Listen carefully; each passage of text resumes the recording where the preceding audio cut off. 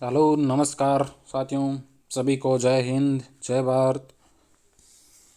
सभी को राम राम। सभी साथी एक बार क्लास को शेयर कर दें ताकि हम हमारी कर्षण सीरीज चल रही है उसकी क्लास नंबर 15 को स्टार्ट करें साथियों। तो चलिए जल्दी जल्दी एक बार सभी साथी शेयर कर देंगे। तो चलिए साथियों, कर्षण सीरीज की 15 नंबर क्लास को स्टार्ट करते हैं। इसका पहला क्वेश्चन है, कौन सी नदी है जो कर्क रेखा को 2 बार काटती है? ऐसी कौन सी नदी है जो कर्क रेखा को 2 बार काटती है? ऑप्शन है मही नदी, लूणी नदी, चंबल नदी या फिर बनास नदी। चलिए साथियों जल्दी जल्दी बताइए कि कौन सी नदी है जो कर्क रेखा को कितनी बार काटती है? 2 बार काटती है। चलिए ये बता दीजिए कि राजस्थान में कर्क रेखा की कुल लंबाई कितनी है राजस्थान में, और किन किन जिलों में कर्क रेखा प्रवेश करती है। तो कौन सी नदी है जो कर्क रेखा को 2 बार काटती है? कौन सी हो जाएगी? माही। माही का उद्गम कहाँ होता है? विंध्याचल पर्वतमाला जो कि एमपी से होती है। और इसे माही को आदिवासियों की गंगा, वागड़ की गंगा, राजस्थान दक्षिणी राजस्थान की जीवन रेखा भी कहते हैं, जो कि राजस्थान में एक कितने किलोमीटर है? 171 किलोमीटर में है। और पूरी राजस्थान टोटल कितनी लंबाई है इसकी? 576 किलोमीटर है साथियों। चलिए अगला क्वेश्चन देखिए। क्वेश्चन नंबर 2, कालीबंगा, पीलीबंगा और भटनेर का किला किस नदी के किनारे पर स्थित है? कालीबंगा, पीलीबंगा जो कि हनुमानगढ़ में है, भटनेर का किला भी कौन से है? हनुमानगढ़ में है। और तो इसके किनारे कौन सी नदी है साथियों? ऑप्शन है घग्गर नदी, बनास नदी, लूणी नदी या फिर कांतली नदी। चलिए साथियों जल्दी जल्दी आंसर दीजिए। कालीबंगा, पीलीबंगा और भटनेर का किला किस नदी के किनारे पर है? तो किस नदी के किनारे पर है? घग्गर नदी। ऑप्शन नंबर ए राइट आंसर हो जाएगा। अगर पूछ ले कि घग्गर नदी के प्रवाह क्षेत्र को क्या कहते हैं तो क्या कहेंगे? नाली या फिर पाट। कालीबंगा और पीलीबंगा कहाँ पर है? हनुमानगढ़ में। और भटनेर का किला हनुमानगढ़ में है, जिसका निर्माण किसने करवाया था? भूपत ने। चलिए साथियों अगला क्वेश्चन देखिए। राजस्थान का उत्तरी बिंदु कौन सा है? इंदिराकोल, कोणागांव, समगांव या फिर कन्याकुमारी। चलिए साथियों जल्दी जल्दी आंसर दीजिए। राजस्थान का उत्तरी बिंदु कौन सा है? राजस्थान का उत्तरी बिंदु कौन सा है? तो कौन सा हो जाएगा? कोणागांव, जो कि कहाँ पर पड़ता है? श्री गंगानगर। श्री गंगानगर। इंदिराकोल, इंदिराकोल भारत का कौन सा बिंदु है? उत्तरी बिंदु है। और समगांव, समगांव कहाँ पर है? जैसलमेर में। समगांव कहाँ पर है? जैसलमेर में। तो जैसलमेर किस दिशा में है? किस दिशा में हो जाएगा? पश्चिमी। राजस्थान का पश्चिमी बिंदु कौन सा है? तो कौन सा हो गया? सम। और भारत का दक्षिणी बिंदु कौन सा है? कन्याकुमारी। चलिए साथियों अगला क्वेश्चन देखिए। क्वेश्चन नंबर 4, रेड क्लिफ रेखा से जैसलमेर की सीमा की रेड क्लिफ रेखा से जैसलमेर की सीमा कितने किलोमीटर लगती है साथियों? ऑप्शन है 210 किलोमीटर, 168 किलोमीटर, 464 या फिर 228 किलोमीटर। चलिए साथियों जल्दी जल्दी बताइए जैसलमेर की सीमा कितने किलोमीटर लगती है? रेड क्लिफ रेखा जो कि अंतर्राष्ट्रीय रेखा है और किसके साथ है? पाकिस्तान। भारत और पाकिस्तान के बीच में रेखा को क्या कहेंगे? रेड क्लिफ रेखा। तो जैसलमेर की कितनी सीमा लगती है साथियों? 464 किलोमीटर। 210 किसकी लगती है? श्री गंगानगर, गंगानगर। और 168 किसकी लगती है? बीकानेर की। और ये तो जैसलमेर की है 464। 228 बाड़मेर। रेड क्लिफ रेखा की कुल लंबाई कितनी है? 1070 किलोमीटर। चलिए साथियों अगला क्वेश्चन देखिए। मरुस्थल के मार्च या मरुस्थलीकरण के लिए कौन सा गांव प्रसिद्ध है? मरुस्थल का मार्च या मरुस्थलीकरण के लिए कौन सा गांव प्रसिद्ध है? ऑप्शन है नाचना गांव, सम गांव, कितासर गांव या फिर कोन्ना गांव। चलिए साथियों जल्दी जल्दी आंसर दीजिए। मरुस्थल के मार्च या मरुस्थलीकरण के लिए कौन सा गांव प्रसिद्ध है? तो कौन सा हो जाएगा? नाचना गांव, जो कि कहाँ पर पड़ता है? जैसलमेर। और सम गांव कहाँ पर है? सम भी कहाँ पर है? जैसलमेर में। सम गांव पूर्णतः वनस्पति रहित है, यहाँ पर कोई भी पेड़ पौधा नहीं है। चलिए साथियों अगला क्वेश्चन देखिए। गोडाउन की प्रजनन स्थली है गोडाउन क्या है ये आप कमेंट बॉक्स में बताएंगे। ऑप्शन है सेवण, तरडगम, सम या फिर इनमें से कोई नहीं। चलिए साथियों जल्दी जल्दी बताइए गोडाउन की प्रजनन स्थली है। ऑप्शन है सेवण घास, तरडगम घास या फिर सम या फिर इनमें से कोई नहीं। तो कौन सी हो जाएगी गोडाउन की प्रजनन स्थली? सेवण घास। सेवण घास। और सेवण घास, कट्टे हुए सेवण घास को क्या कहते हैं? अगर पूछ ले लिलोण क्या है, लिलोण क्या होता है? कट्टे हुए सेवण घास को क्या कहते हैं? लिलोण। चलिए साथियों अगला क्वेश्चन देखिए, क्वेश्चन नंबर 7। अरावली पर्वतमाला का सर्वाधिक विस्तार किस जिले में है? ऑप्शन है सिरोही में, उदयपुर में, अजमेर में या फिर पाली में। चलिए साथियों जल्दी जल्दी आंसर दीजिए। अरावली पर्वतमाला का सर्वाधिक विस्तार किस जिले में है? तो किस में होगा? सिरोही में होगा, उदयपुर में होगा या अजमेर में या फिर पाली में। तो किस में है? उदयपुर में। उदयपुर में अरावली का सर्वाधिक विस्तार है। सिरोही में सबसे ऊंची चोटी है। कौन सी हो जाएगी? गुरु शिखर 1722 या फिर 1727। अजमेर में सबसे कम विस्तार है, जो कि मध्य अरावली में सबसे कम विस्तार है। और अजमेर की सबसे ऊंची चोटी मध्य अरावली की कौन सी हो जाएगी? मोरारजी तारागढ़। चलिए साथियों अगला क्वेश्चन देखिए, राजस्थान खाद्य ग्रामोद्योग की स्थापना किस वर्ष हुई थी? ऑप्शन है अप्रैल 1955 में, अप्रैल 1956 में, अप्रैल 1999 में या फिर अप्रैल 1996 में।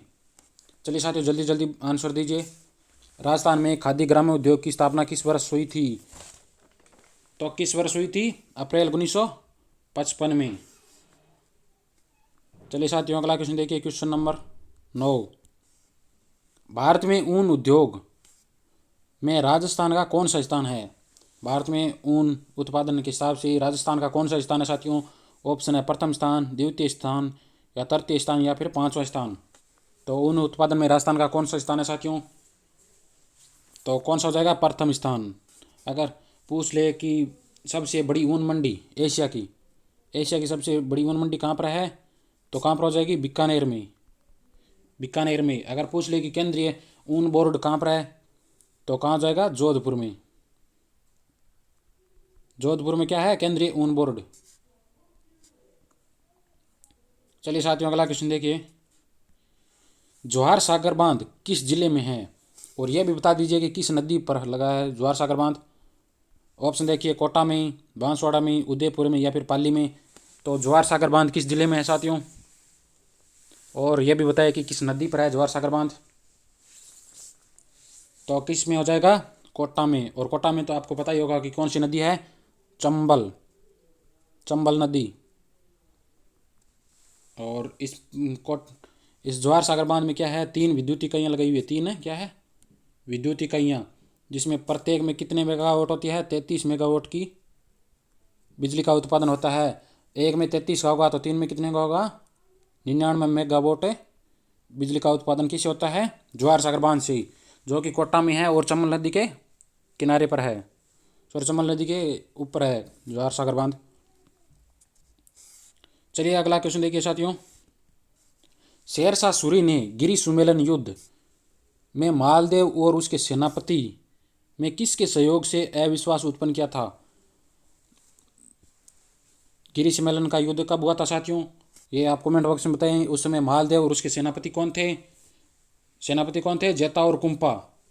और मालदेव के मध्य अविश्वास किसके सहयोग से किया था? ऑप्शन है हकीम खान, जलाल खान, हुसैन कुली खान या फिर ख्वासा खान। तो साथियों जल्दी जल्दी बताइए कि गिरी सम्मेलन का युद्ध कब हुआ था और उस युद्ध में शेरशाह ने किसके सहयोग से मालदेव और उसके सेनापति जेता व कुंपा के मध्य क्या किया था? अविश्वास उत्पन्न किया था, जिसके कारण मालदेव रणभूमि छोड़कर कहाँ चले गए थे? सिवाना चले गए थे। तो ऐसा कौन सा व्यक्ति था? तो कौन हो जाएगा? तो किसके सहयोग से किया था साथियों? इसमें तो ऑप्शन है नहीं। उसका नाम था हाजी खान के सहयोग से। और ये युद्ध कब हुआ था? युद्ध हुआ था 5 जनवरी 1544 ईस्वी को। कौन सा हुआ था? गिरी सम्मेलन का युद्ध हुआ था, जिसमें सेनापति थे जेता और कुंपा। और जेता और कुंपा के मध्य किसने किया था? हाजी खान ने जता और कुंपा के थैलों में पैसे वगैरह रख दिए थे, जिसके कारण मालदेव और उनके मध्य क्या अविश्वास उत्पन्न हो गया था। तब मालदेव चले गए थे। उसी युद्ध में शेरशाह सूरी ने कथन कहा था, क्या कहा था कि आज मैं मुट्ठी भर बाजरे के लिए हिंदुस्तान की बादशाह खो देता था। यह कथन किसने कहा था? शेरशाह सूरी ने कहा था। और किस युद्ध में कहा था? गिरी सम्मेलन के युद्ध में, जो कि 5 जनवरी 1544 ईस्वी को हुआ था। चलिए साथियों, अगला क्वेश्चन देखिए। मारवाड़ के राठौड़ कन्नौज के जयचंद गढ़वाल के वंशज एवं सूर्यवंशी है, इस कथन का समर्थन किसने किया था? ऑप्शन है नयनचंद्र सूरी ने, सूर्यमल मिश्रण ने, कर्नल टोड ने, या फिर ए व बी दोनों ने। मतलब नयनचंद्र सूरी और सूर्यमल मिश्रण ने। तो इस कथन का समर्थन किसने किया था कि मारवाड़ के राठौड़ कन्नौज के जयचंद गढ़वाल के वंशज है और सूर्यवंशी भी है। तो किसने किया था साथियों? नयनचंद्र सूरी और सूर्यमल मिश्रण दोनों ने किया था समर्थन। तो option number D right answer हो जाएगा साथियों। चलिए अगला क्वेश्चन देखिए। नागभट्ट सेकंड के समकालीन पाल वंश का शासक कौन था साथियों? ऑप्शन है ब्रह्मपाल, धर्मपाल, विजयपाल, या फिर इनमें से कोई नहीं। चलिए साथियों जल्दी जल्दी आंसर दीजिए। नागभट्ट सेकंड के समकालीन पाल वंश का शासक कौन था? तो कौन हो जाएगा? Dharampal. Option number B right answer हो जाएगा। चलिए साथियों अगला क्वेश्चन देखिए। गंगोली का युद्ध किस राजकुमारी को लेकर है? किस राजकुमारी की विवाद से लेकर हुआ था? गंगोली का युद्ध किस राजकुमारी के कारण हुआ था साथियों? ऑप्शन है चंपा कुमारी, कृष्णा कुमारी, जया कुमारी, या फिर ईश्वरी कुमारी। चलिए साथियों जल्दी जल्दी आंसर दीजिए और ये भी बता दीजिए कि कहाँ पर हुआ था। गंगोली का युद्ध किसके कारण हुआ था? कृष्णा कुमारी को लेकर हुआ था। और कब हुआ था? 1807 ईस्वी में। और कहाँ हुआ था? परबतसर। और परबतसर कहाँ है? नागौर। चलिए साथियों अगला क्वेश्चन देखिए। जयपुर चित्रशैली का स्वर्णकाल किस शासक के शासनकाल को कहा जाता है? जयपुर चित्रशैली का स्वर्णकाल किस शासक के शासनकाल को कहा जाता है साथियों? ऑप्शन है जय सिंह, प्रताप सिंह, ईश्वरी सिंह, या फिर पृथ्वी सिंह। चलिए साथियों जल्दी जल्दी बताइए कि जयपुर चित्रशैली का स्वर्णकाल किस शासक के शासनकाल को कहा जाता है? तो किस शासनकाल को कहा जाता है? प्रताप सिंह। सवाई प्रताप सिंह वे वही हैं जिसने क्या करवाया था? जल महलों का निर्माण करवाया था। और इनके काल में सबसे जो महत्वपूर्ण चित्र देखा जाता है वो कौन सा है? गोवर्धन पर्वत का चित्र है साथियों। गोवर्धन पर्वत का चित्र। चलिए साथियों अगला क्वेश्चन देखिए। भारत के प्रधानमंत्री पंडित जवाहरलाल नेहरू, जो कि प्रथम प्रधानमंत्री थे साथियों, ने अपनी पुस्तक कौन सी थी? डिस्कवरी ऑफ इंडिया में जयपुर के किस शासक की प्रशंसा की थी? नेहरू जी की पुस्तक थी डिस्कवरी ऑफ इंडिया में जयपुर के कौन से शासक की प्रशंसा की है पंडित जवाहरलाल नेहरू जी ने? ऑप्शन है स्वाई जय सिंह, ईश्वरी सिंह, या फिर स्वाई माधव सिंह, या फिर पृथ्वी सिंह। तो किस शासक की प्रशंसा की थी पंडित जवाहरलाल नेहरू ने साथियों? तो किसकी की थी? स्वाई जय सिंह। स्वाई जय सिंह ने ऐसा शासक था जो कि लास्ट शासक था जिसने क्या करवाया था? अश्वमेध यज्ञ। हिंदू शासक था। अश्वमेध यज्ञ किसने करवाए थे? तो स्वाई जय सिंह ने 2 यज्ञ करवाए थे। एक 1734 में था और एक 1770 ईस्वी में। यह अंतिम हिंदू शासक था जिसने अश्वमेध यज्ञ करवाया था। चलिए साथियों अगला क्वेश्चन देखिए। Question number 17। इनमें से स्वाई जय सिंह के दरबारी ज्योतिष नहीं है। इनमें से स्वाई जय सिंह के दरबारी ज्योतिष नहीं है साथियों। ऑप्शन है जगन्नाथ, केवलाराम, नयन, मुखोपाध्याय, या फिर अबुल फजल। तो कौन सा दरबारी ज्योतिष नहीं था स्वाई जय सिंह का?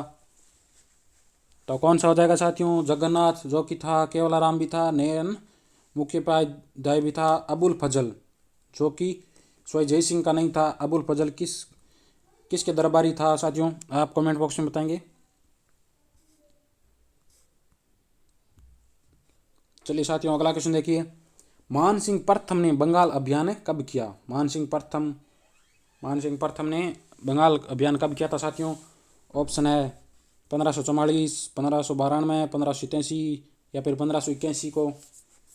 मान सिंह प्रथम को अकबर ने एक उपाधि भी थी दी थी उसका नाम आप बताएंगे साथियों। मुगल बादशाह अकबर ने मान सिंह को कौन सी उपाधि दी थी? तो बंगाल अभियान कब किया था साथियों? 1544 को। और 1592 को कौन सा किया था? उड़ीसा का। उड़ीसा अभियान कब किया था मान सिंह प्रथम ने? 1592 में। और 1587 को कौन सा अभियान किया था? 1587 को किया था बिहार अभियान। और 1581 को साथियों, 1581 को किया था काबुल। काबुल अभियान कब किया था? 1581 को। और 1544 को बंगाल अभियान। चलिए साथियों अगला क्वेश्चन देखिए, क्वेश्चन नंबर 19। मुगल बादशाह अकबर ने अमीर उल उमरा या फिर अमरा की उपाधि किस शासक को दी थी? मुगल बादशाह अकबर ने अमीर उल अमरा की उपाधि किस शासक को दी थी? ऑप्शन है मान सिंह प्रथम, भारमल को, भगवंत दास को या फिर टोडरमल को। तो मुगल बादशाह अकबर ने अमीर उल उमरा की उपाधि किस शासक को दी थी? चलिए साथियों जल्दी जल्दी आंसर दीजिए। तो किस शासक को दी थी? राइट आंसर क्या हो जाएगा? भारमल। और कब दी थी? तो 1562 ईस्वी में। 1562 ईस्वी में भारमल ने अपनी पुत्री का नाम क्या था? हरकुबाई। हरकुबाई का विवाह किसके साथ किया था? विवाह किया था मुगल बादशाह अकबर के साथ। तब अकबर ने भारमल को 5000 मनसब देके, 5000 कितने मनसब दिए थे? 5000 मनसब दिए थे। और कौन सी उपाधि दी थी? अमीर उल उमरा। और एक और उपाधि दी थी, राजा की उपाधि दी थी। किसको दी थी? भारमल को। चलिए साथियों अगला क्वेश्चन देखिए। किस देवी को ढाई प्याले शराब चढ़ाई जाती है? कौन सी देवी है राजस्थान की जिसको ढाई प्याले शराब चढ़ाई जाती है साथियों? ऑप्शन है शीला देवी, केला देवी, चामुंडा या फिर इनमें से कोई नहीं। तो किस देवी को ढाई प्याले शराब चढ़ाई जाती है साथियों? तो किसको चढ़ाई जाती है? Sheela Devi. Option number A. Sheela Devi की मूर्ति मान सिंह प्रथम कहाँ से लाए थे साथियों? ये आप कमेंट बॉक्स में बताएंगे। तो ये शीला देवी, इनका मंदिर है आमेर जयपुर में है। कछुआ राजवंश की कौन सी देवी है? आराध्य देवी है। मान सिंह प्रथम कहाँ से लाए थे? जसोर। जसोर। जसोर कहाँ है? बंगाल। बंगाल के केदार राजा को पराजित किया था। और कहाँ से लाए थे? जसोर से। और अगर पूछ ले कि इस आराध्य देवी है कौन सी था? शीला देवी के मंदिर का जीर्णोद्धार किसने करवाया था? तो किसने करवाया था? राम सिंह सेकंड। चलिए साथियों आगे देखिए। तो साथियों आज की क्लास में जीके से संबंधित इतना ही था। और कुछ कंप्यूटर की शॉर्टकट की है जिसे आज हम क्या कंप्लीट कर लेंगे। पहली है कंट्रोल+V। कंट्रोल+V किसकी शॉर्टकट की है साथियों? चलिए जल्दी जल्दी आंसर दीजिए। कंट्रोल+V। कंट्रोल+V किसकी है? पेस्ट। पेस्ट जैसे हमने साथियों किसी कोई टेक्स्ट था या फिर कुछ था जिसको हमने क्या किया था? कॉपी किया था। कॉपी या फिर इसको कट भी बोल सकते हैं। कट या कॉपी करके हम उसको क्या करेंगे? पेस्ट। तो उसके लिए दूसरी जगह पेस्ट करने के लिए क्या करेंगे? कंट्रोल+V का प्रयोग करेंगे साथियों। अगला देखिए कंट्रोल+W। कंट्रोल+W किसकी शॉर्टकट की है साथियों? जल्दी जल्दी आंसर दीजिए। कंट्रोल+W तो किसकी है? क्लोज। जैसे हमने कुछ विंडो वगैरह खोल रखा है तो उसको बंद करने के लिए किसका प्रयोग करेंगे? कंट्रोल+W। विंडो नहीं सॉरी, जैसे कुछ न्यू फाइल खोल रखी है, वर्ड पैड मान लो या फिर MS वर्ड एक्सेल मान लो, उसकी एक फाइल को बंद करने के लिए किसका प्रयोग करेंगे? कंट्रोल+W। अगर पूरा मान लो जैसे MS एक्सेल को पूरा बंद करना है तो क्लोज करना है तो किसका करेंगे? कंट्रोल+F4 का। चलिए साथियों अगला देखिए। अगली शॉर्टकट की क्या है? कंट्रोल+X। कंट्रोल+X कौन सी है शॉर्टकट की? किसकी है? कट की। और अगला कौन सा है? कंट्रोल+Y। कंट्रोल+Y किसकी शॉर्टकट की है? तो किसकी हो जाएगी? रिडू। और Z अंडू। तो साथियों आज की क्लास में इतना ही था। अगर आपको क्लास पसंद आ रही है तो लाइक कर देना और सभी को एक बार शेयर ज़रूर कर देना ताकि हम भी थोड़े मोटिवेट होते रहें और आपके लिए अच्छी अच्छी क्लास लेकर आएँ साथियों। ये इनके आंसर है। और इस क्लास की PDF आपको RPRAC टेलीग्राम चैनल पर मिल जाएगी। और आप बताइए कि 15 क्लास हो गई है साथियों क्वेश्चन सीरीज़ की, ये आपको कैसी लग रही है, ऑफलाइन कमेंट करके ज़रूर बताएं साथियों। तो आज की क्लास में इतना ही। सभी को जय हिंद, जय भारत।